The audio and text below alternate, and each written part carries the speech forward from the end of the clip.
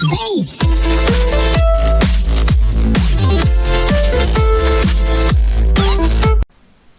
dans cette vidéo, on va terminer notre cours sur les effets de substitution et les effets de revenus qui surviennent, je vous le rappelle, quand le prix d'un des biens, ici on avait considéré le cinéma, mais ça peut être d'autres biens, quand le prix d'un des biens augmente. Et on a dit que pour comprendre l'effet de substitution et l'effet de revenu, il fallait distinguer plusieurs cas, parce que l'effet de substitution, il marche dans tous les sens, il marche toujours de la même manière, c'est-à-dire quand le prix du bien augmente, l'individu considère que ce bien est relativement plus cher que les autres, et donc son bénéfice marginal n'est plus égal à son coût marginal par rapport à ses coûts, et donc l'individu va avoir intérêt probablement à substituer d'autres biens moins chers à ce bien dont le prix a augmenté.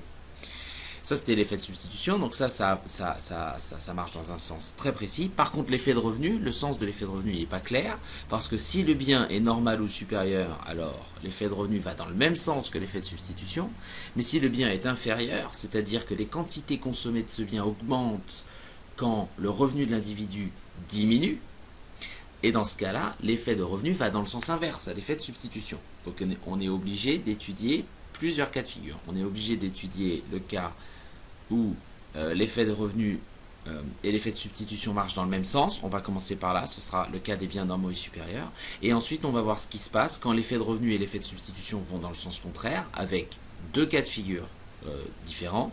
Le cas où l'effet de substitution est plus fort que l'effet de revenu, et le cas où l'effet de substitution est moins fort que l'effet de revenu, et ça engendre des conséquences un petit peu différentes. Voilà, alors, concrètement et graphiquement, puisque là, maintenant on va s'intéresser à la résolution graphique, on va commencer par le plus simple. Et le plus simple, ce sont les biens normaux et supérieurs, parce qu'on sait que l'effet de substitution et revenu, ils vont dans le même sens. C'est-à-dire qu'en fait, on va observer une baisse des quantités consommées. Alors, graphiquement, comment ça se passe? Eh bien, on a un graphique qu'on connaît avec des quantités de restaurants ici, ou des quantités d'un bien en règle générale, et puis des quantités d'un autre bien en règle générale, ici le cinéma. Alors, si le prix du bien représenté ici, dans l'axe des abscisses, ici le cinéma, augmente, qu'est-ce qui se passe? Là, à l'origine, on a un choix. On a une contrainte de budget qu'on a appris à construire. On a la courbe d'indifférence qui est tangente à la droite, de budget. Et le choix rationnel de l'individu se fixe ici au point A. Et au point A, on a certaines quantités consommées de cinéma et certaines quantités consommées de restaurant. Si le prix du cinéma augmente, je peux acheter moins de cinéma au maximum. Et donc, la droite de budget, elle va pivoter. C'est-à-dire qu'elle va se déplacer par là parce que je peux acheter moins de cinéma au maximum à cause de la hausse des prix. Et on arrive dans cette situation-là. Tout ce qui est bleu, c'est après la hausse du prix. Donc tout ça, c'est bleu. Avec cette nouvelle droite de budget, l'individu fait son choix de maximisation au point C. Pourquoi on passe de A à C qui n'y a pas B? Parce que le point C nous montre l'effet total. Alors, qu'est-ce qui s'est passé? Regardez, ce qui s'est passé, si on regarde, avant on consommait, au point A, on consommait ces quantités-là, et maintenant au point B, au point C, après la hausse des prix, on ne consomme plus que ces quantités-là. Donc on a perdu tout ça, parce que le prix du cinéma a augmenté, on a changé la consommation. Vous voyez, on est passé de A à C. Ça, c'est l'effet total. Donc l'effet total, il se représente ici, là. Vous voyez? C'est tout ça, l'effet total. C'est de cette distance-là. L'effet total, c'est donc la baisse en passant de ce point-là à ce point-là au niveau des quantités consommées de cinéma, qui est représenté dans l'axe ici. Donc ça, c'est l'effet total. Et l'idée, c'est effectivement d'essayer de décomposer cet effet total avec une partie qui sera relative à l'effet de substitution, peut-être une partie ici, et une autre partie qui sera relative à l'effet de revenu. Donc, comment est-ce qu'on peut dissocier cet effet total de la baisse des quantités consommées de cinéma en effet de substitution, effet de revenu? Eh bien, il faut passer par une situation imaginaire. Il faut annuler l'effet de revenu. Si vous annulez l'effet de revenu, il vous reste quoi? Il vous reste juste l'effet de substitution. Et donc, on aura bien les deux effets isolés. Comment je fais pour annuler l'effet de revenu? Eh bien, il faut passer par une situation imaginaire où on va annuler cette idée que quand le prix du cinéma augmente, c'est comme si, souvenez-vous, deuxième ACOM, c'est comme si le budget ou le revenu diminuait. Donc il faut annuler cette histoire de l'augmentation du prix du cinéma comme si le budget diminuait. Comment on fait ça? Eh bien, on imagine qu'on fait un chèque à l'individu pour le compenser de la hausse des prix. C'est-à-dire qu'on imagine qu'on fait un chèque à l'individu pour qu'il soit toujours aussi content qu'avant. C'est-à-dire qu'on va essayer d'imaginer une situation où il est toujours aussi heureux qu'avant, simplement il y a des nouveaux prix.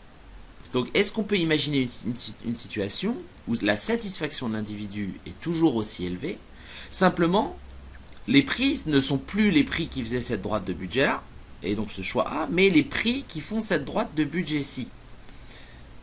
Alors, eh bien, il suffit de trouver une droite de budget qui est parallèle à la nouvelle, c'est-à-dire avec les nouveaux prix, mais qui est tangente à la courbe d'indifférence de l'individu, au point A. Et ce point-là, on va l'appeler le point B. Ce point fictif, ce point virtuel, ici, là, vous voyez le point de tangence, on va l'appeler B. Ce point B va nous montrer l'effet de substitution. Alors, on regarde, le point B, il correspond à quoi? Alors, attendez, j'ai une version un peu plus propre, ici. Hop, il est toujours aussi content en A qu'en B, parce qu'il est sur la même courbe d'indifférence. Simplement, les prix ont changé. Donc, qu'est-ce que ça veut dire? Ça veut dire que, en passant de A à B, on a l'effet de substitution. Et l'effet de substitution, il se calcule comme ça. Donc en A, on avait cette consommation-là de cinéma. En B, on n'a plus que cette consommation-là. Le passage de cette consommation-là de cinéma à cette consommation-là, point B, c'est l'effet de substitution.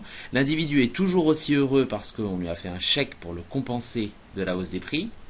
Simplement, je vous rappelle que bénéfice marginal égale coût marginal, c'est-à-dire que simplement le coût marginal a augmenté et donc ses goûts font que le bénéfice marginal n'est plus égal au coût marginal, l'individu réduit sa quantité consommée de cinéma.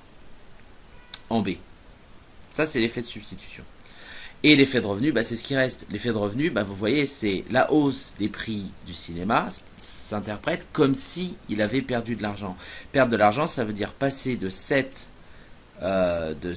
droite de budget à celle-ci. La baisse de la droite de budget lui fait passer de B à C. Ici, regardez, C, ici, c'est nouveau point. Et là, de B à C, on a l'effet revenu. Vous voyez? Donc l'effet total, pour résumer, l'effet total, c'est celui-ci. On est passé de là à là, de A à C, c'est l'effet total, qu'on peut décomposer en un effet de substitution. On se déplace le long, on roule le long de la courbe d'indifférence parce qu'on veut rester au même niveau de satisfaction. Simplement, on veut simplement représenter le fait que comme le prix du bien C, le cinéma, est plus cher, l'individu va en consommer moins pour maintenir cette égalité-là. Et comme l'effet de revenu, c'est une interprétation de la hausse des prix comme si l'individu était moins riche, eh bien, à l'aide de cette nouvelle droite de budget avec les nouveaux prix, on peut arriver à la situation finale. Et donc, on a bien effet de substitution et effet de revenu décomposé au sein de l'effet total. Et l'effet total, je vous rappelle, c'est celui-là. Et vous voyez que les deux vont dans le même sens. Les deux vont dans le même sens, c'est-à-dire que effet de substitution, c'est la baisse des quantités consommées de C, effet de revenu, baisse des quantités consommées de cinéma. Maintenant que vous avez compris le principe général pour les biens normaux et supérieurs, on va pouvoir s'intéresser à deux cas différents. Le cas des biens inférieurs, donc c'est la même logique, simplement les effets ne vont pas aller dans le même sens et c'est pas forcément plus compliqué. Alors évidemment, on analyse toujours la même chose, on analyse une hausse du prix de C. Simplement maintenant C n'est plus un bien supérieur ou un bien normal, c'est un bien inférieur. Ça veut dire que la hausse des prix de C va engendrer une baisse des quantités consommées de C par l'effet de substitution, que j'écris subst, mais une hausse des quantités consommées de C par l'effet de revenu, puisque c'est un bien inférieur. Donc on s'attend à ce qu'il y ait une baisse des quantités consommées à cause de la substitution, Mais de l'autre côté, on s'attend à ce qu'il y ait une hausse des quantités consommées liées aux revenus. Et dans ce cas-là, dans ce cas-là précis qu'on va étudier, on va supposer que l'effet de substitution va l'emporter sur l'effet de revenu. Ce qui veut dire que l'effet total, si l'effet de substitution l'emporte sur l'effet de revenu, c'est-à-dire que l'effet total suit le sens de l'effet de substitution. Hausse des prix de C, baisse des quantités de C. Donc regardez ce qui se passe. Donc vous voyez bien que là, on passe de A à C. Vous voyez, A c'était là, C c'est là. Donc vous voyez que là, ça, le passage de l'un à l'autre, ça c'est l'effet total. Et cet effet total, il va falloir qu'on le décompose en un effet de substitution qui va dans un sens et un effet de revenu qui va dans un autre sens. On essaye de dire à l'individu, très bien, puisque on veut isoler l'effet de revenu, on va imaginer une situation où on fait un chèque à l'individu, où on donne un budget supplémentaire à l'individu par rapport à la situation C, de sorte à ce qu'il reste sur la même satisfaction qu'à l'origine, juste pour voir comment il va substituer tout en restant sur la même satisfaction. Donc on prend une droite parallèle à la nouvelle droite de budget avec les nouveaux prix, donc avec la nouvelle pente. On prend une droite parallèle et on la bouge jusqu'au moment où elle va être tangente. Donc on vous fait un chèque de sorte à rester sur la même courbe d'indifférence et on va arriver à un nouveau point, le point B. Ce nouveau point-là, le point B, va nous montrer l'effet de substitution. C'est-à-dire que le passage de A à B va nous montrer l'effet de substitution. Regardez ce qui se passe avec B. B ici, tu l'as. Donc vous voyez le passage de A qui est ici à B. Tac. Vous voyez, ça c'est l'effet de substitution. Et donc vous voyez que le passage de A à B, il est plus fort que l'effet total en vert. Parce que l'effet de substitution, il va dans un sens, mais à cause de l'effet de revenu, c'est-à-dire l'effet de la baisse du revenu, du déplacement de cette droite de revenu parallèle à elle-même, et le fait que c'est un bien inférieur, l'individu va augmenter ses quantités de C. L'effet de substitution, passage de A à B, et l'effet de revenu, c'est le passage de B à C. Donc c'est le passage de là à là. Vous voyez, de cette valeur-là à cette valeur-là.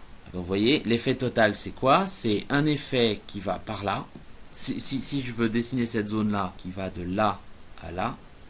Et on va reprendre l'effet de substitution. Un effet de substitution qui allait, regardez, de là à là. Voilà. Donc l'effet de substitution, il est plus fort que l'effet de revenu et les deux vont en sens contraire. On va reprendre notre conclusion sur l'effet total. L'effet total, c'est le même que quand les biens sont normaux ou supérieurs, sauf qu'il est beaucoup plus faible parce que l'effet de revenu freine un peu l'effet de substitution. L'effet total, quand le prix du cinéma augmente, si le cinéma est un bien inférieur et que l'effet de substitution l'emporte sur l'effet de revenu, les quantités de cinéma, mais elles diminuent moins fortement que dans la situation précédente. Les biens Giffen. Alors les biens Giffen, vous, normalement, si vous avez bien listé tous les cas de figure, vous êtes capable de savoir ce qui se passe pour les biens Giffen. C'est le dernier cas de figure. C'est quand l'effet revenu est supérieur à l'effet de substitution et que le bien est inférieur. Les biens Giffen, ça veut dire que l'effet total, quand le prix du bien augmente, les quantités consommées de ce bien augmentent. Alors ça, c'est un bien très particulier puisque ça va totalement à l'encontre de ce qu'on apprend en économie, notamment sur la loi de la demande qui dit que quand le prix du bien augmente, les quantités consommées baissent. Et on a vu tous les deux cas de figure précédents. Dans les deux cas de figure précédents, c'était vrai. Là, c'est plus vrai. Dans le bien Giffen, c'est un bien très particulier dans lequel l'effet de revenu dépasse l'effet de substitution et on considère un bien inférieur. Alors graphiquement, la baisse du prix du cinéma nous mène au point C. On a bien un pivot de la droite de budget. Donc ça pose pas de problème. Mais simplement, vous voyez qu'au point A, on était là. Et au point C, regardez, on est là. C'est-à-dire que l'effet total, c'est une augmentation. Je le mets en vert, comme d'hab. L'effet total, c'est une augmentation des quantités consommées de C. Bon, déjà, donc, le nouveau choix va se placer au point C. Avec donc une courbe d'indifférence qui est tangente. Je la dessine parce que c'est pas possible à faire sous PowerPoint dans ce cas précis. Donc il ne faut pas qu'elles se croisent les deux. Et le nouveau choix se porte au point C. Et donc si on veut isoler l'effet de revenu, il faut rester sur la même courbe d'indifférence et il faut compenser la perte de pouvoir d'achat par un revenu supérieur au revenu final, mais avec les nouveaux prix, c'est-à-dire avec la droite de budget qui a toujours la nouvelle pente. Donc la droite de budget ayant la pente de sel en bleu et non pas la pente de sel en rouge pâle. Passage de A à B, alors regardez le A à B, donc l'effet substitution comme on disait, ça va toujours dans le même sens, donc vous voyez que le passage de A à B, paf, ça va par là, et effet de revenu, passage de B à C.